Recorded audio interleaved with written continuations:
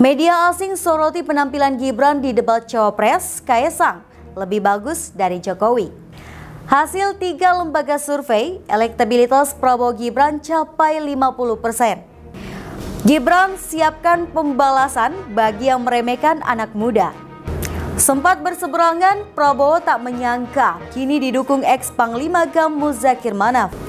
Halo sahabat Pojok, minggu ini kita akan menyajikan berita-berita terupdate, aktual, dan berbagai informasi menarik lainnya.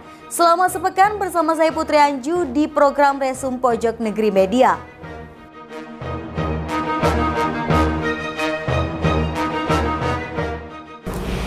Sejumlah media internasional turut memberitakan hasil debat Cawapres.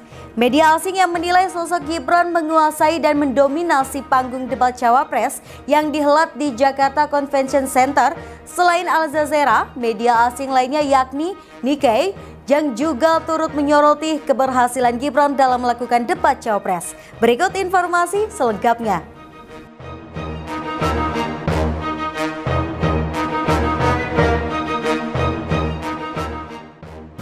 Debat Pilpres kedua yang menampilkan aksi para cawapres tak terlepas dari mata dunia. Sejumlah media internasional turut memberitakan hasil debat cawapres dan Gibran Rakabuming Raka menjadi sorotan utama. Penampilan Gibran Rakabuming Raka di debat cawapres Jumat 22 Desember menuai banyak pujian, termasuk beberapa media asing yang menilai sosok Gibran menguasai dan mendominasi panggung debat cawapres yang digelar di Jakarta Convention Center.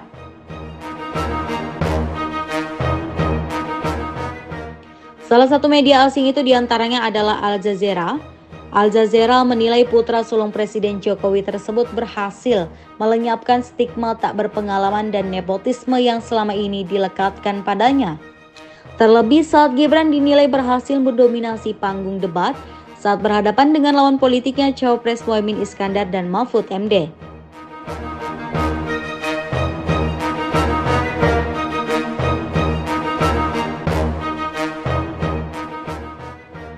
Selain Al Jazeera, media asing lainnya yakni Nikkei juga turut menyoroti keberhasilan Gibran dalam melakukan debat Cawapres. Hal itu karena Gibran dinilai dapat menjawab pertanyaan dan menanggapi sanggahan lawan dengan singkat, padat, dan jelas. Apalagi Gibran menjadi satu-satunya kandidat Cawapres yang berbicara mengenai pentingnya menyediakan dan memfasilitasi generasi muda yang lihai akan AI atau Artificial Intelligence, blockchain, kripto hingga perbankan syariah. Selain itu, Gibran juga menekankan kebijakan hilirisasi yang telah dicanangkan oleh ayahnya Presiden Jokowi saat ini. Akan tetapi, tak hanya sebatas di pertambangan atau pertanian, Gibran ingin memperluas kebijakan hilirisasi itu hingga ke ranah digital. Dengan mendorong kebijakan hilirisasi itu, diharapkan dapat menciptakan 19 juta lapangan pekerjaan baru dan akan membantu negara dengan perekonomian terbesar di Asia Tenggara. Adapun, Nikkei juga melihat bahwa keputusan Capres Prabowo memilih Gibran sebagai cawapresnya merupakan keputusan yang tepat.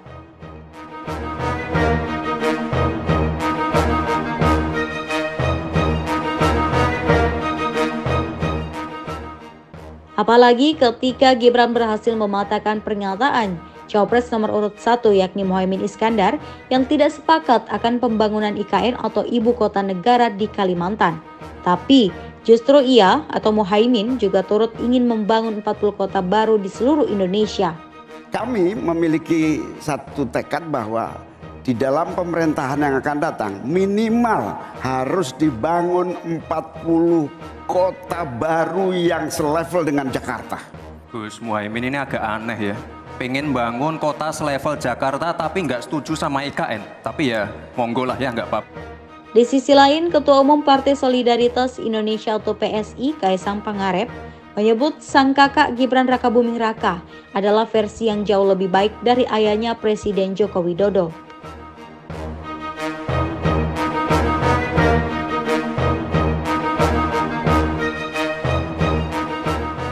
Kalau Pak Prabowo kan kasih nilai 9,9. Ya. Kalau Mas datang tadi ngasih nilai berapa untuk? Ya 9,95. Kenapa lebih tinggi 0,5? Kenapa nggak 10? Kenapa nggak 10? 0,5-nya senyumnya kurang lebar lagi. Mas, tadi disebutkan juga kalau Gibran itu versi lebih baik dari presiden, bisa dibuat laboratorium. Ya lihat aja kita lihat dari debat aja, dan saya kan udah kerja lama dengan Mas Gibran juga, beliau adalah eksekutor yang baik. Saya rasa jauh lebih baik lagi daripada Pak Presiden.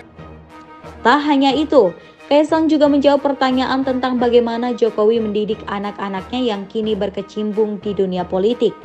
Ia menjawab bahwa ayahnya mengajarkan dirinya dan sang kakak, Gibran, untuk tidak angkuh. Ia juga menyinggung julukan-julukan yang didapat Gibran selama kampanye Cawapres, mulai dari asam sulfat atau samsul hingga belimbing sayur. Bareng gimana Mas dengan teman-teman DPD? Ya, kalau ini ya, simpel aja sebenarnya. Saya kira samsul itu di luar perkiraan orang-orang. Ketika orang meninggikan dirinya sendiri, biasanya akan direndahkan. Biasanya orang yang direndahkan akan ditinggikan. Itu aja ya. 3 lembaga survei merilis hasil survei elektabilitas Capres dan Cawapres terbaru di Desember 2023. 3 lembaga tersebut antara lain Indikator Politik, Accurate Research and Consulting Indonesia, dan Center for Political Communication Studies. Hasilnya, elektabilitas Prabowo Gibran capai 50%. Berikut penjelasan selengkapnya.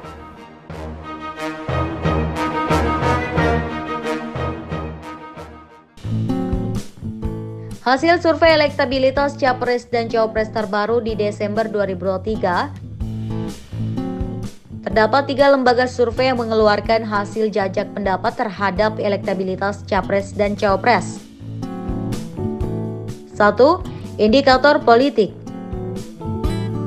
Survei Indikator Publik Nasional merilis survei tingkat elektabilitas 3 paslon Pilpres 2024, yakni paslon nomor urut 1 Anies Baswedan dan Muhaimin Iskandar atau Caimin, nomor 2 Prabowo Subianto dan Gibran Rakabuming, nomor urut 3 Ganjar Pranowo dan Mahfud MD. Hasilnya, Prabowo dan Gibran unggul dengan perolehan suara 50,2%. Survei digelar selama 3 hingga 11 Desember 2023 yang melibatkan sebanyak 1.670 responden tersebar secara proporsional di 34 provinsi. Responden merupakan warga berusia 17 tahun ke atas atau sudah memiliki KTP. Peneliti senior Indikator Publik Nasional Ike Sihotang memaparkan elektabilitas kubu Anies Caimin atau Amin sebesar 22,7%, Prabowo Gibran 50,2%, dan Ganjar Mahfud 23,1%.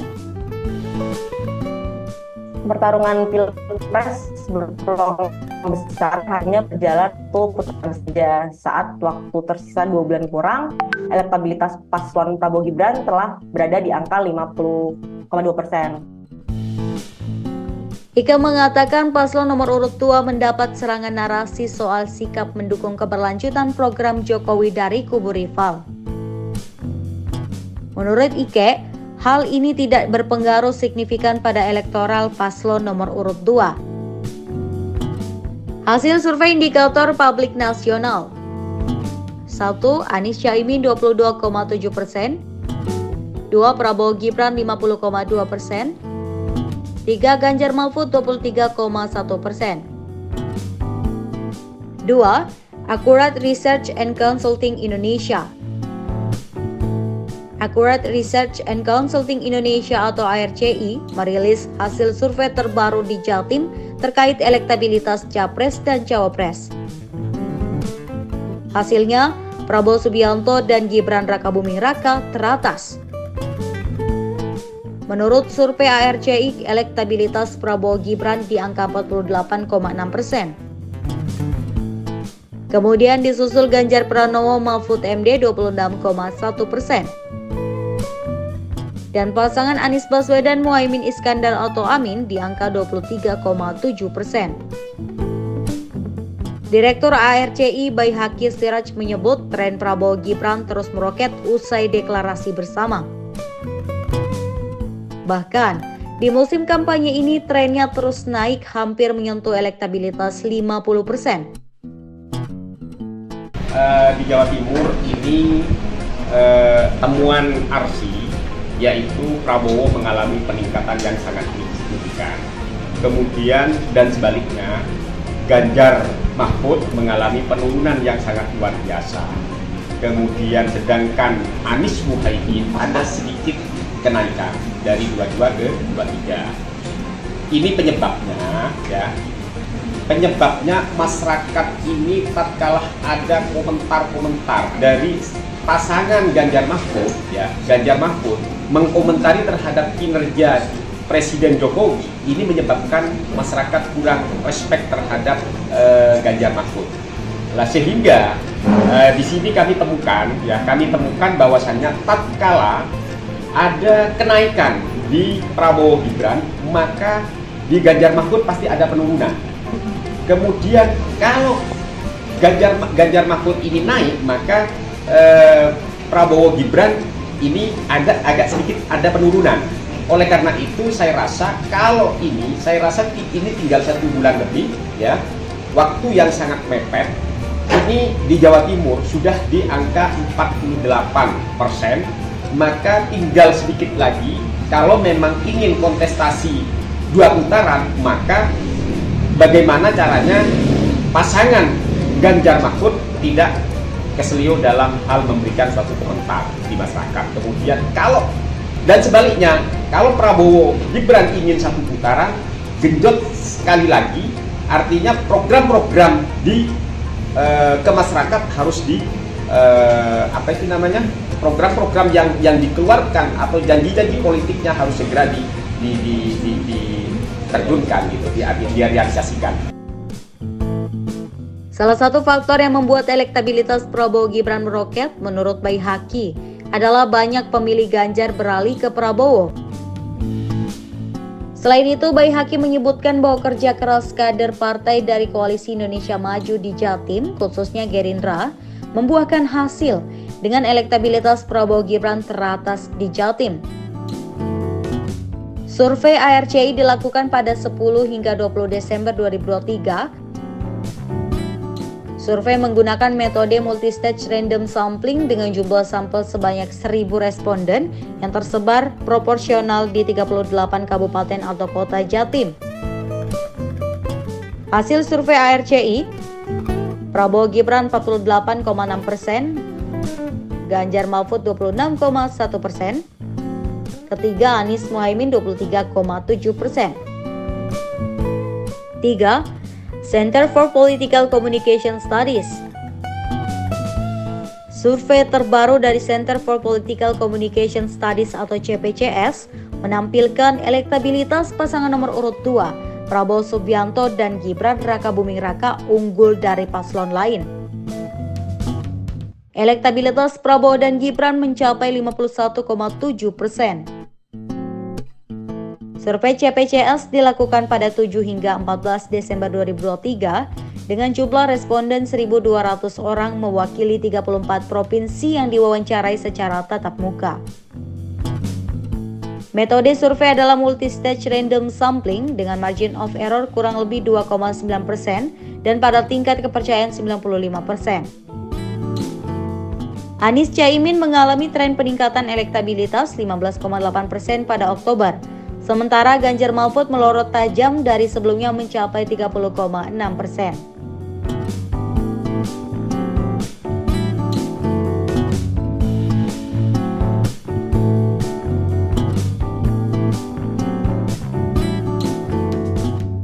Elektabilitas Prabowo Gibran yang menjulang lebih dari 50% dan berjarak cukup jauh dari lawan-lawannya.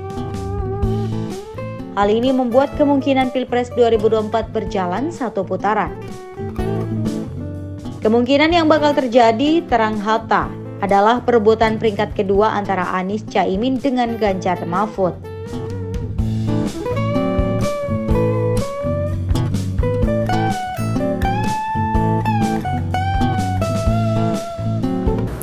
Gibran Rakabuming Raka menyadari anak muda memang kerap dianggap remeh. Meski begitu, dirinya berambisi mematahkan sejumlah anggapan yang menganggap anak muda belum mampu membangun negara. Putra sulung Presiden Jokowi itu menilai generasi muda untuk bersabar dan menunggu waktu yang tepat membuktikan kemampuannya di hadapan publik. Berikut informasi selengkapnya.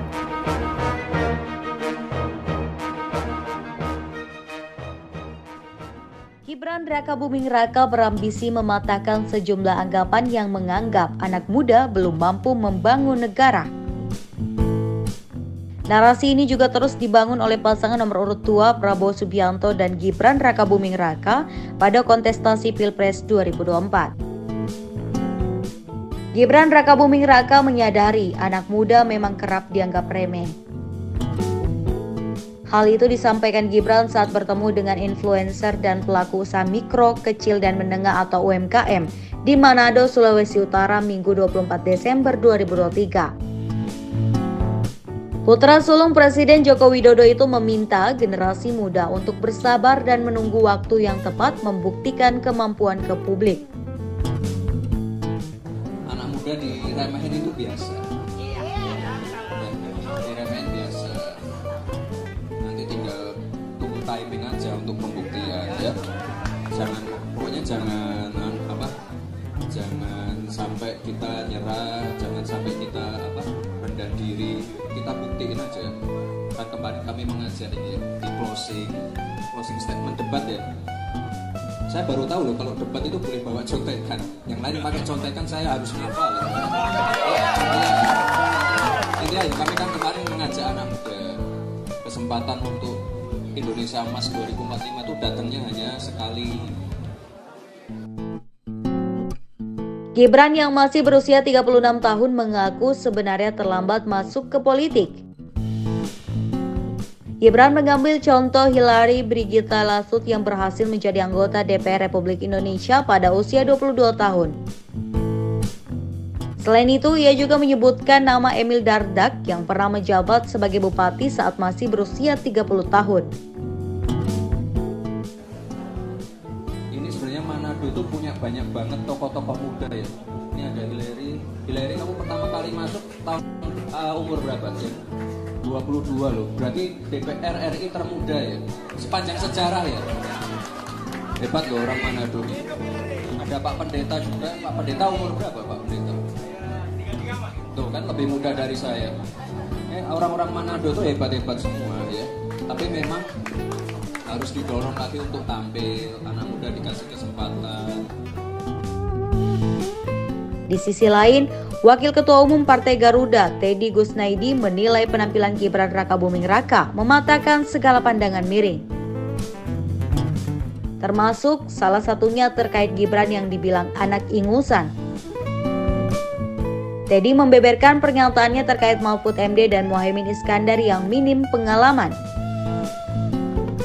Dia menilai Gibran menguasai debat cawapres. Selain itu, Teddy mengatakan hanya paslon Prabowo Gibran yang meneruskan program hilirisasi. Dengan begitu, Teddy meminta tidak ada lagi yang perlu diperdebatkan antara Gibran dengan debat. Dia menilai publik kini bisa melihat mana yang ingusan dan yang berkemampuan.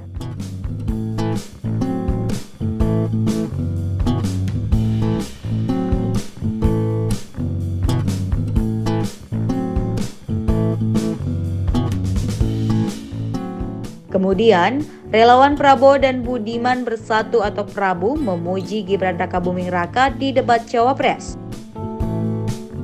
Ketua Umum Prabu, Arvindo Noviar, menilai performa Gibran jawaban terang benderang dari seseorang yang selama ini diremehkan. Arvindo juga menilai Gibran bukti pemuda bukanlah sekedar alas kaki sejarah. Lebih lanjut, dia juga membahas kala Gibran bisa memaparkan visi dan misi tanpa membaca teks. Tak hanya itu, dia juga menyoroti performa Cawapres nomor urut 1 Muhaimin Iskandar atau Caimin yang kerap mengeluarkan argumen kontradiktif. Dia menyinggung pernyataan Caimin yang terkesan pesimistis sekaligus optimistis.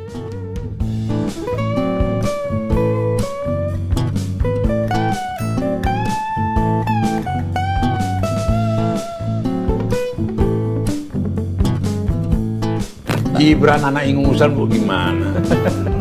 Ya, tanggal, enggak lah. tanggal 5 Juli Bukan misalnya. nanti anaknya itu besar kepala, masih belajar dulu lah. Nah, gimana Bung? Jadi Mas Gibran belum? Loh iya dong, dia butuh proses seperti bapaknya, panjang gitu loh.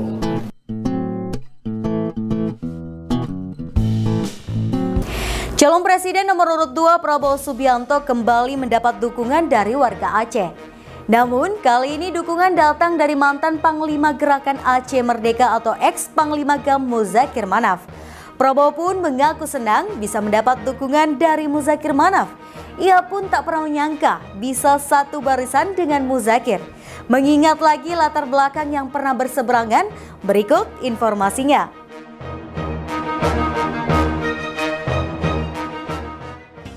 Prabowo Subianto tak menyangka dapat dukungan dari Muzakir Manaf. Keduanya sempat berhadap-hadapan saat Aceh masih berupaya lepas dari Indonesia. Prabowo Subianto sebut bersatunya mantan Pakostrat TNI dan ex-Panglima GAM adalah kejadian langka. Menteri Pertahanan atau Menhan sekaligus Capres nomor urut 2 Prabowo Subianto bersama mantan Presiden Susilo Bambang Yudhoyono berkunjung ke Masjid Baitur Rahman di kota Banda Aceh pada Selasa 26 Desember 2023 siang. Kunjungan itu bertepatan saat peringatan 19 tahun tsunami di Aceh. Dalam kunjungan tersebut, Prabowo Subianto kembali bertemu dengan mantan Panglima Gerakan Aceh Merdeka atau ex-Panglima GAM Muzakir Manaf. Prabowo pun mengaku senang bisa mendapat dukungan dari Muzakir Manaf. Ia pun tak pernah menyangka bisa satu barisan dengan Muzakir, mengingat latar belakang yang pernah berseberangan. Prabowo merupakan mantan Panglima Kostrat TNI AD, sementara Muzakir pernah memimpin pasukan yang hendak memisahkan Aceh dari Indonesia. Hubungan emosional saya tidak berhenti, karena saya juga terus-menerus berhubungan baik, yang puncaknya adalah bahwa saya bisa bersatu dengan tokoh-tokoh dari Partai Aceh. Ini saya kira suatu kejadian yang langka di sejarah dunia. Saya mantan Panglima di TNI, Panglima Kostrat, Komandan Jenderal Kopassus, Pak Muzakir Manaf, mantan Panglima pasukan Aceh. Kok kita bisa bersatu? Ini yang di luar pemikiran banyak orang kalau dibuka sejarah dunia ini susah, Pak SBY, mungkin langka. Prabowo meyakini persatuan antara dirinya dengan Muzakir merupakan kejadian yang langka sehingga sulit ditemukan dalam sejarah dunia. Bahkan kata dia, dirinya pun tidak mengerti kenapa bisa persatuan itu sampai terjadi. Prabowo pun mengaku momen hari ini bukan pertama kalinya ia bertemu Muzakir. Ketua Umum Partai Gerindra itu mengaku pernah bertemu Muzakir di masa lalu, namun mereka tidak mengobrol sama sekali. Saya pun tidak mengerti kok bisa terjadi begitu. Pertemuan saya pertama dengan Pak Muzakir Manaf sungguh lucu, karena dua tokoh yang pernah berseberangan, waktu ketemu tidak ada satu kata pun yang keluar dari mulut kita. Beliau tidak keluar kata-kata, saya tidak keluar kata-kata. Apa yang terjadi? Kita saling merangkul. Itu yang kejadian, saudara-saudara sekalian. Jadi ini yang membuat saya selalu emosional kalau saya datang ke Aceh ini. Prabowo Subianto juga mengungkapkan hubungan emosional antara dirinya dengan Aceh dan rakyatnya. Salah satunya adalah fakta bahwa ayahnya, Soemitro Jojo Hadikosomo, merupakan perintis Fakultas Ekonomi Universitas Syiah Kuala. Prabowo pun berkisah mengenai ayahnya yang begitu bangga dapat berkontribusi dan memberikan kuliah kepada mahasiswa di Aceh. Saya pun mempunyai hubungan emosional dengan rakyat Aceh. orang tua saya, Profesor Sumitro Djoyohadikusumo, itu dari awal sangat dekat dengan tokoh-tokoh Aceh. Beliau ikut merintis pendirian Fakultas Ekonomi Syekh Kuala. Beliau sempat jadi dosen terbang dan beliau sangat bangga selalu cerita kepada kami bahwa beliau terbang ke Aceh, memberi kuliah dan sebagainya. Tak hanya itu, perjuangan Profesor Sumitro kemudian berlanjut saat ia bersama rakyat Aceh saling dukung di masa-masa sulit, seperti ketika terjadi pergolakan di tahun 1950-an. Dan sesudah itu pun orang tua saya juga berjuang bersama tokoh-tokoh Aceh dan rakyat Aceh dalam masa-masa yang sulit tahun 50-an, di mana Indonesia mengalami pergolakan karena masalah ideologi. Itu tadi berita terhangat selama sepekan ini. Nantikan berita lainnya di web kami di pojoknegeri.com dan di channel kami YouTube Pojok Negeri Media. Jangan lupa untuk komen, like, subscribe channel kami. Kami undur diri, sampai jumpa di Resum pekan depan.